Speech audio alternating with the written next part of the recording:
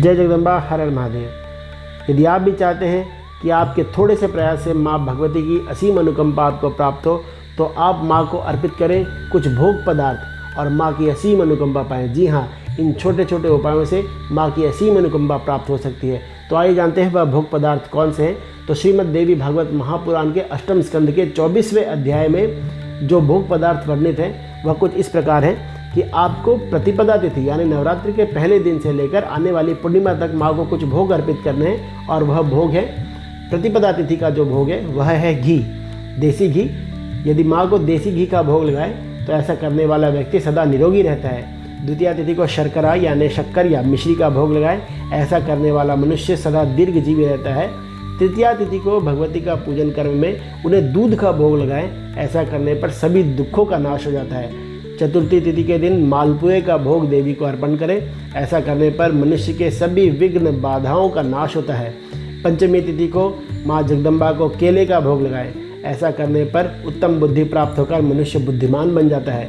षष्ठी तिथि को भगवती के पूजन कर्म में मधु का भोग लगाएं या शहद का भोग लगाएं, ऐसा करने पर दिव्य कांति वाला होकर उसके रूप सौंदर्य की वृद्धि होती है। सप्तमी तिथि को भगवती को गुड़ का नैवेद्य अर्पित करें, ऐसा करने पर मनुष्य शोकों से मुक्त हो जाता है। अष्टमी को भगवती को नारियल का भोग लगाएं, ऐसा करने वाला मनुष्य सभी कष्टों संतापों से छूट जाता है। नवमी तिथि के दिन भगवती को लाही या लावा का भोग अर्पित करें, ऐसा करने पर लोक में और परलोक में दोनों में वह मनुष्य सुख पाता है। दसवीं तिथि को भगवती को काले तिल का भोग लगाएं, ऐसा करने पर यमलोक का भय नहीं रहता। एकादशी तिथि को दही का भोग अर्पित करें, ऐसा करने पर वह देवी को भगवान कार्तिकेय के समान परम प्रिय हो जाता है। द्वादशी तिथि के दिन भगवती को चिवड़े का भोग लगाएं, ऐसा करने पर वह भगवती का प्रिय पात्र बन जाता है।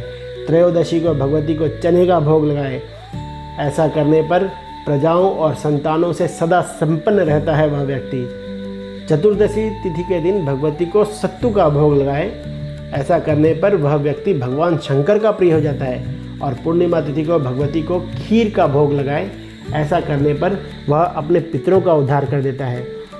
इन सब भोगों को लगाने के बाद यह भोग ब्राह्मणों को दान कर देना चाहिए, ऐसा करने पर भगवती परम प्रसन्न होती है।